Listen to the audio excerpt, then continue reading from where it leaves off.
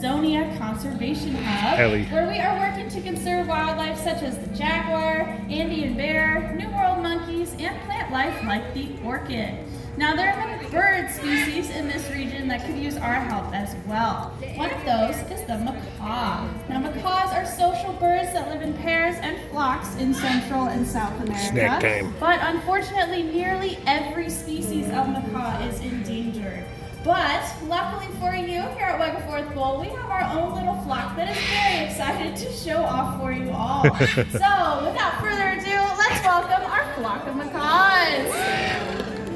First out, we have our blue and gold pair. That is Sierra and Azul. Now, they are a mated, bonded pair and will be together until the end of their days. Now, heads up, we do have a few more birds coming out. They might be all over the place. Now, macaws are known for their very loud screams and squawks, and of course, their bright colors. Here we are. This is our scarlet macaw pair. That is Sea Yellow and Soul. Now, we should have one more bachelor male making his way across any moment now. He is our beautiful green-winged. There he is. That is Diego. And again, they are known for their colors, right? Now, and their attitudes also. Now, these birds rely very heavily on the rainforest that they live in, of course. Now, the Amazon is the largest rainforest in the world, but it's changing rapidly every single day. Now, how can we help the wildlife that live there? Well, the easiest way is by being a savvy consumer. Now, a very easy example, how many of us enjoy a cup of coffee each day? Absolutely. A lot of us. Now, how many of us have heard of shade-grown coffee? A couple of hands. That's okay. Well, if we haven't, it is very simple. It is coffee plants that are grown in the shade of the rainforest canopies. Now, by doing this, we of course eliminate that need for farmers to cut down hundreds of rainforest trees to make room for their crops. So, in turn, we make their habitat nice and beautiful and keep it the way it is. So the next time you go to the grocery store to look for a bag of beans, be sure to flip it over and check that it says shade grown and know that you are helping out wildlife like the macaw all the way from sunny San Diego. Now, they might hang around, they might fly out of here. We'll see. There they go, right on cue. Diego out of here. All right, let's give it up for our flock of macaws. He doesn't always leave. Yeah. All right, now for our next guest, we're actually going to step away from our conservation hubs and talk a little bit about San Diego Zoo Wildlife Alliance's One Health approach to saving species worldwide. Now, the health of people, wildlife, and the environment are all interconnected, and our planet can only thrive when all life is thriving. That is the core of our mission and the thread that runs through all of our conservation efforts. Now, we are going to meet a little guy that fits this category by being an ecosystem engineer. So please help me welcome one of our youngest ambassadors. Adorable. Handsome, I mean. Very handsome. Slowly coming out here. This is Dakota, our North American porcupine. Now, he is only about a year and a half old, so he is still a baby. He is still learning the ropes and being a great ambassador for his species while he does that. Now, one of the first things you might think of when you hear porcupine are probably their quills, right? Now, how many of us have heard that porcupines can shoot their quills? It's okay, don't be shy. Yeah, it's a very common myth, so don't worry, they cannot shoot their quills. But what they have to do is actually back into whatever is threatening them. Now, later I will hopefully show off those quills for you, but these guys are covered in about 30,000 quills all over their body. The only places they don't have those quills are right around their nose and on the bottom of their tummy. Now, you might be noticing these white longer hairs. They're much easier to see from a distance. Those aren't actually quills at all. They are modified hairs. Now, they are called guard hairs, which do just that. They give the porcupine a split-second warning to let them know that something might be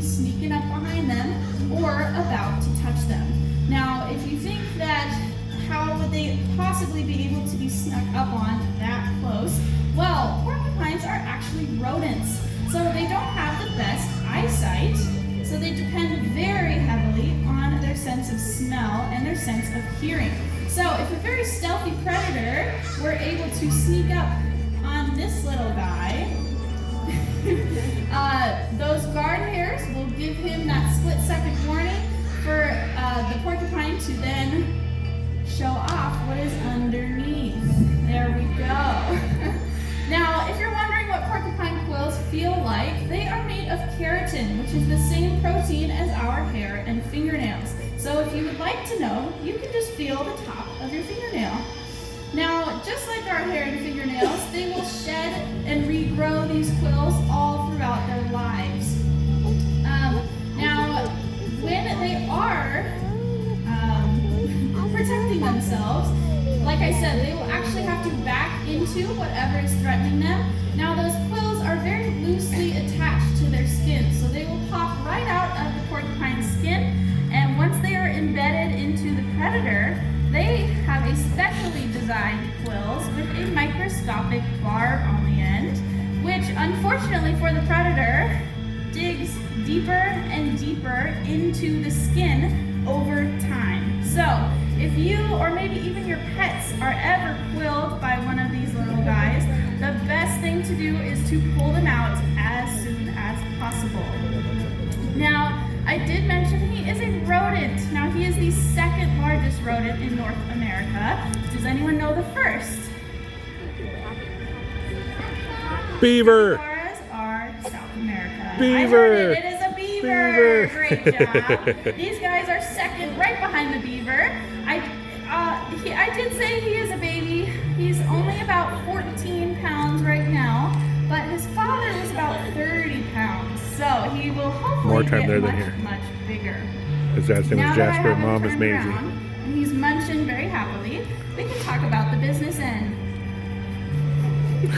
There it is, with all those quills underneath, as well as that big old tail. Now they are able to swing that tail very quickly as a method of defense, but also they use that tail to help them How'd she get her climb. hand over there? Very impressive, She but it has a acts just third like hand? a fifth limb. She's got a third hand. He did a fantastic job out here. So one more time for one of our newest ambassadors. That was Dakota, our North American porcupine. All right, everyone. Now for our next couple wildlife ambassadors, I'm actually going to pass you off to my co-care specialist. This is Tony. Oh, Tony. Thanks, Ellie. Hi, Yeah. everyone. How are we doing? Are we enjoying our presentation so far? Yes, of course. All right, very exciting. Well, the fun is not over yet. We do have a couple more ambassadors that I am very excited to introduce you to. So this next one is also going to be representing our One Health approach to saving species all around the world. And this species does this by being an apex predator. Not only that, they are considered to be one of the largest owl species in the entire world. Oh, I heard her. Please help me welcome out Einstein, the Eurasian eagle owl. And of course, Ellie, right? Didn't you all miss her? All right, Miss Einstein here is 25 years old. She is a full-grown Eurasian eagle owl, and I want to break down that name a little bit for you. So the Eurasian part is because you can find them in parts of Europe and Asia, and the eagle owl part is just in reference to her large size. She is not a hybrid between an eagle and an owl. She is just very, very large. Now, I want you all to take a very good look at her. And I would love to hear some guesses in how much you think she weighs in pounds, and shout them out to me and I'll do my best to hear. 20? 42? 70. What? 50? 17. These are very specific. I love it. 32. Einstein. What do you think she All right. weighs? She weighs a whopping The owl, not Ellie. 5 pounds. Yeah. What? 5 So pounds? She is a bird, right? Birds, of course, need to be light enough to fly. She is mainly all feathers, which makes her look much, much larger than what she really is. There we go. Chat away saying hi to you all. Now, Eurasian eagle owls and other owls are known as raptors or or birds of prey, if we all have heard this term before. This means that these birds hunt with their feet. That is their specialty. Their feet are going to be that weaponry that they are going to use to grab and crush their prey. Now, owls are excellent hunters, and everything about the owl is built for that hunt. So I always like to point out a couple of my favorite adaptations on the owl. And the first one is one that you probably noticed are her big, beautiful eyes, right? Owls have those nice, big, beautiful orange-colored eyes. And what is unique about their eyes is that they are fixed in place in their skull. So what I mean by that is you and I, we can keep our heads still, but we can rotate our eyes to the right, to the left, maybe up or down. Owls actually can't do that. So how do they look around? They are able to rotate their necks 270 degrees in either right or left direction. Wow. Now they are able to do this because of their neck bones. So they have twice as many neck bones as you and I have. So we have 7, if you do not know, and they have 14. So that allows them to turn their necks at such great angles. Now, along with their eyes, they also have incredible hearing. So if you're taking a good look at Einstein, you might have noticed her 2 little feather tufts on top of her head. Sometimes people think those are her ears. They are not. They are feathers that are there for camouflage. Her ears are actually 2 holes located on the sides of her head. One is located up here and one is located down here. So this is thought that this placement helps them to triangulate sound, able to locate and pinpoint their prey much more accurately. Like nothing. Now, along with the eyesight and the incredible hearing, they do have one more superpower, and that is silent flight. You actually cannot hear an owl flying. Now, there are a couple different neat videos out there that compare flights between owls and hawks, even pigeons. You can actually hear all those birds flying except for the owl, and that is because they have special feathers. So the ends of their feathers are parted. It's called serrated edges, and that helps the wind pass through nice and smoothly so their prey can't even hear them coming. Now, owls are very vital to our ecosystems and very important as they are nature's cleanup crew. So their diet is going to consist mostly of rodents, and they help keep those populations of rodents in check. Now, we can do our part by making sure we are aware of whatever chemicals we are putting out into the environment and avoid using things such as rodenticides and pesticides, because if an owl were to eat a rodent that ate some pesticides, well, it is not going to be a good time for our owl friend here. So let's let owls do their thing and help keep nature and our environments nice and clean. And with that, it looks like the amazing Einstein is going to head on home. We can give it up for her. She did a fantastic job out here. All right, everyone. So our next couple ambassadors, they're also going to be representing our One Health approach. And we just met an apex predator of the sky. Would you all like to meet an apex predator of the land?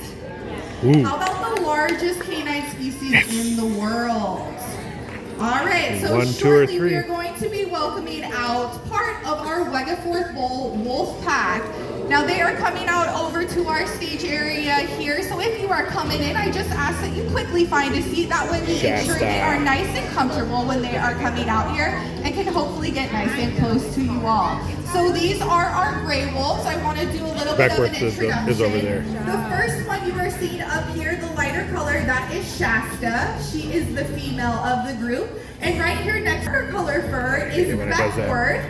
He is her brother, and he is 3 years old. They are both 3 years old, and they are a true family unit. They are brother and sister. Now, we do have another wolf that lives here with them. His name is Shadow. He is their uncle, and he is about 11 years old. And right now, he's getting a nice little break from the pups over here and eating in the back while our pups come out here and show off for you all. Now, these gray wolves were born at a facility that really focuses on wolf conservation and education, which is exactly what they are helping us out here today.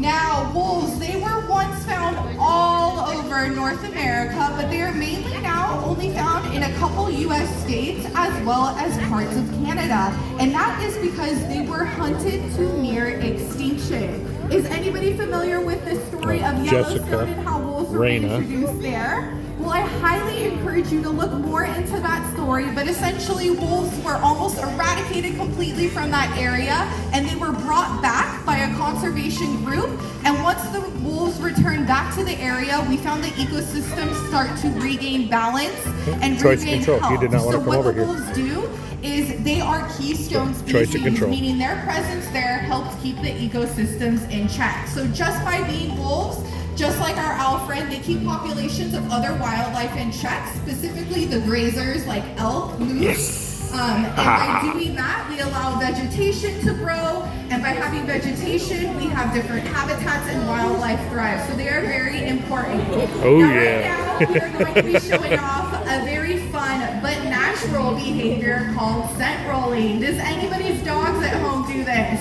Yeah, a majority of us. So this is a natural behavior they can thank their wolf ancestors for. Oh my goodness. And this behavior is I going love to it. be part of their communication, right? So wolves, they're very social animals, and they need to be able to communicate with one another. So there are a couple different reasons as to why they do this behavior. The first one is going to be, like I said, communication. They are going to find something that they find interesting. They are going to roll in it and bring it back to their pack to communicate what they have found. The second reason is going to be right before they are hunting. So wolves don't want to smell like a wolf when they are going out hunting, right? So they are going to cover themselves in a scent to hopefully be able to sneak up on their predators much more effectively.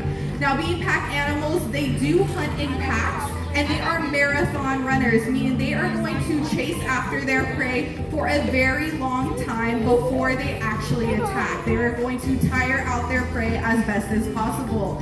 Now, they do work in a group, in a family unit to do this, and they are very effective at doing that as well. Now, wolves are obligate carnivores, meaning love it. they do need meat to survive. So they are going to be hunting things that are much bigger, like I mentioned, elk, moose, bison, that sort of thing. But on occasion, they are known to hunt much smaller things like rabbit or mice if necessary. He's got no interest in that Now, scent. the pack numbers can vary depending on the region they are from. So the bigger land they have and more prey they have available, the larger the packs will be. Anywhere between 2 members to up to 30 members. Now, the packs are a true family unit. Usually you're going to have an alpha male and female, and they are going to breed and have their offspring, and that is what the pack is going to be. More time there than here. And with that, it looks like our wolves are probably going to hang on out here for a couple of minutes, so we can give it up for part of our Wegeforth Bowl wolf pack. This is Shasta and Beckworth. Loving these scents out here today.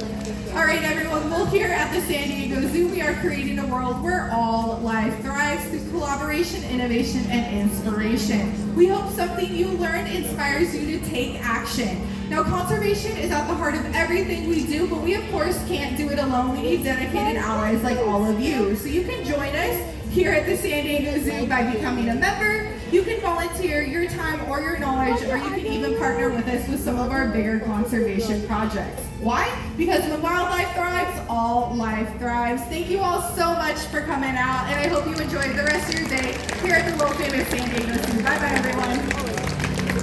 Thank you. Oh, yes.